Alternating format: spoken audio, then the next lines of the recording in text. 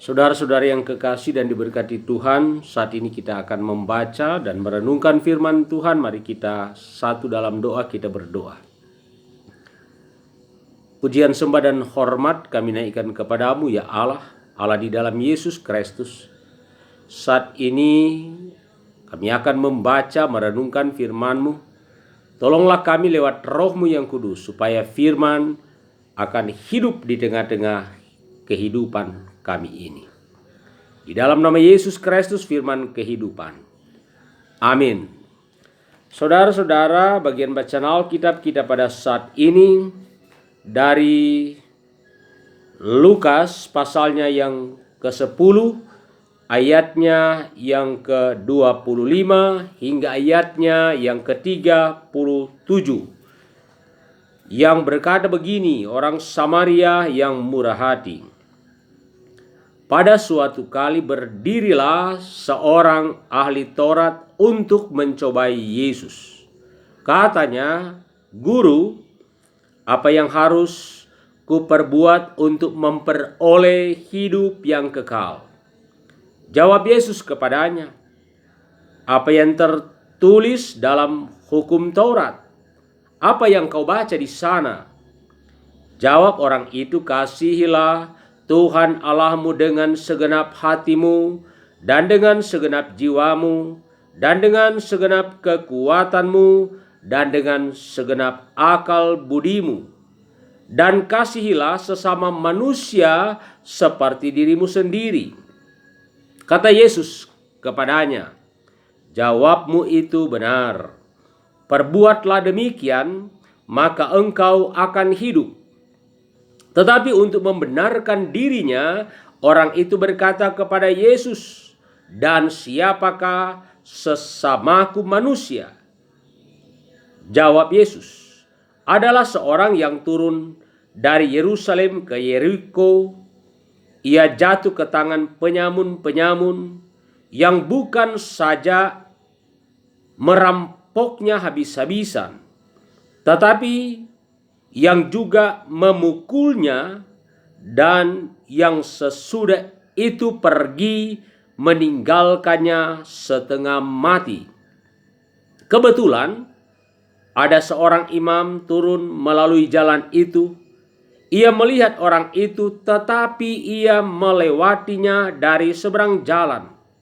Demikian juga seorang Lewi datang ke tempat itu. Ketika ia melihat orang itu, ia melewatinya dari seberang jalan. Lalu datang seorang Samaria yang sedang dalam perjalanan ke tempat itu, dan ketika ia melihat orang itu, tergeraklah hatinya oleh belas kasihan. Ia pergi kepadanya lalu membalut luka-lukanya. Sesudah ia menyiraminya dengan minyak dan anggur. Kemudian ia menaikkan orang itu ke atas keledai tunggangannya sendiri, lalu membawanya ke tempat penginapan dan merawatnya. Keesokan harinya ia menyerahkan 2 dinar kepada pemilik penginapan itu. Katanya, "Rawatlah dia, dan jika kau belanjakan lebih dari ini, aku akan menggantinya waktu aku kembali."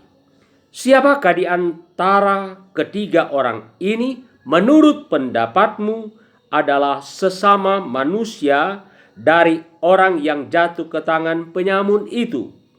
Jawab orang itu, "Orang yang telah menunjukkan belas kasihan kepadanya." Kata Yesus kepadanya, "Pergilah dan perbuatlah demikian." Saudara-saudara yang kekasih dan diberkati Tuhan, yang menjadi tema adalah kasih terhadap sesama. Kita mulai dengan suatu pertanyaan, siapakah sesama manusia itu? Banyak budaya zaman dulu mempunyai pandangan yang sempit tentang sesama manusia. Dalam budaya itu, sesama manusia terbatas hanya pada sebangsa dan seagama. Bacaan kita tadi melalui perumpamaan orang Samaria yang murah hati, Yesus membongkar balik semua prasangka dan praduga yang biasanya kita tidak pernah akui tetapi sebenarnya ada. Bukankah kita sering berpikir, saya bangsa ini, dia bangsa itu, saya agama ini dan dia agama itu, saya suku ini dan dia suku itu, saya orang alim dan dia lalim, saya orang beriman dan dia kafir, dan seterusnya. Siapakah sesama manusia? Yang dipersoalkan di sini bukanlah sama-sama manusia. Hal ini tidak terlalu sulit karena tidak mengandung banyak konsekuensi. Cukup kita katakan saya manusia, dia manusia, kami sama-sama manusia. Cukup, lalu kita ambil jalan masing-masing. Tidak saling mengganggu, tetapi juga tidak perlu saling menghiraukan dan memperhatikan. Saudara-saudara, pengakuan bahwa orang lain adalah sesama kita mengandung banyak konsekuensi. Tidak cuma membutuhkan pengakuan, ya kita sama-sama manusia, tetapi menuntut tindakan. Kasihilah sesama manusia seperti dirimu sendiri. Mengasihi berarti menerima orang lain seperti apa adanya. Memberikan dia tempat di hatimu. Siapakah sebenarnya sesama manusia? Pertanyaan itulah yang ditanyakan ahli Taurat kepada Tuhan Yesus. Lalu Yesus menjawab dengan sebuah cerita. Ada seorang korban perampokan tergeletak di jalan. Ia dipukul sampai terkapar di tepi jalan. Lewatlah seorang imam, tetapi ia tidak menolong. Kemudian lewat seorang Lewi, tetapi ia pun tidak menolong. Akhirnya lewatlah seorang Samaria. Lalu Yesus berkata, ketika ia melihat orang itu, tergeraklah hatinya oleh belas kasihan. Lalu membalut luka, menyirami dengan minyak dan anggur, kemudian menaikkan orang itu ke atas keledai, membawa ke tempat penginapan dan merawat. Keesokan harinya ia menyerahkan 2 dinar dan katanya, rawatlah dia. Jika kau belanjakan lebih dari itu, aku akan menggantikannya waktu aku kembali. Itu dapat kita baca dan ayat 33 hingga 35. Setelah selesai bercerita, Yesus bertanya, siapakah di antara ketiga orang ini menurut pendapatmu adalah sesama manusia dari orang yang jatuh ke tangan penyamun itu?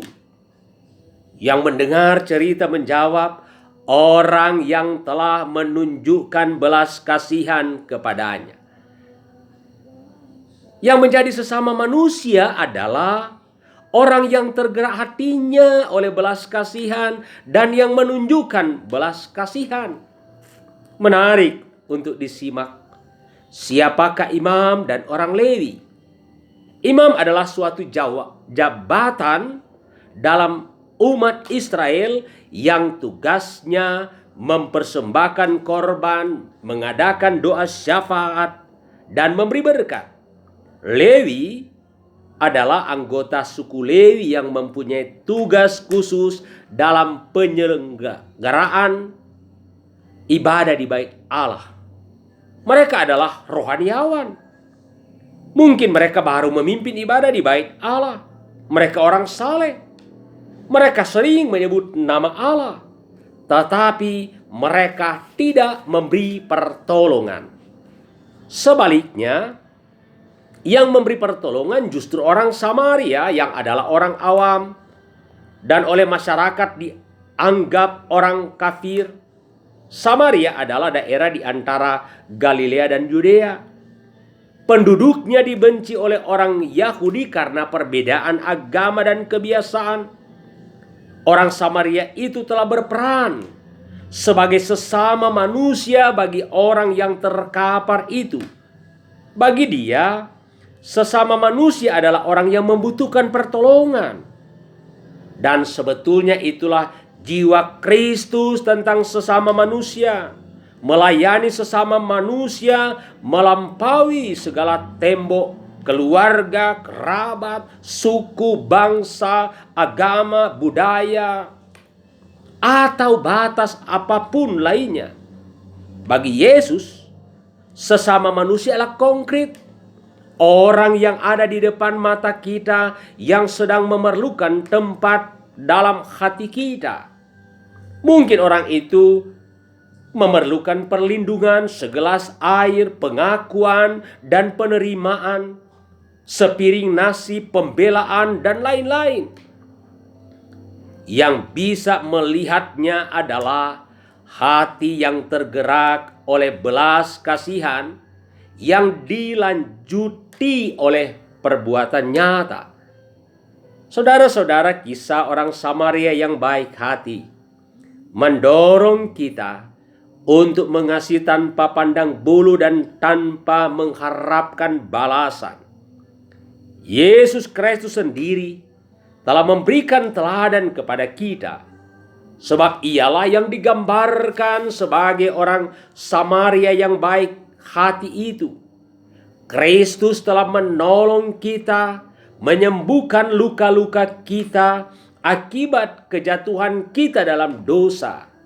Setelah mengalami pertolongan, kita pun dipanggil untuk melakukan hal yang sama, yaitu menolong sesama yang membutuhkan. Karena itu saudara-saudara, mari kita tanyakan kepada diri kita sendiri, kepada siapakah kita dapat menjadi orang Samaria yang baik hati pada hari ini. Amin.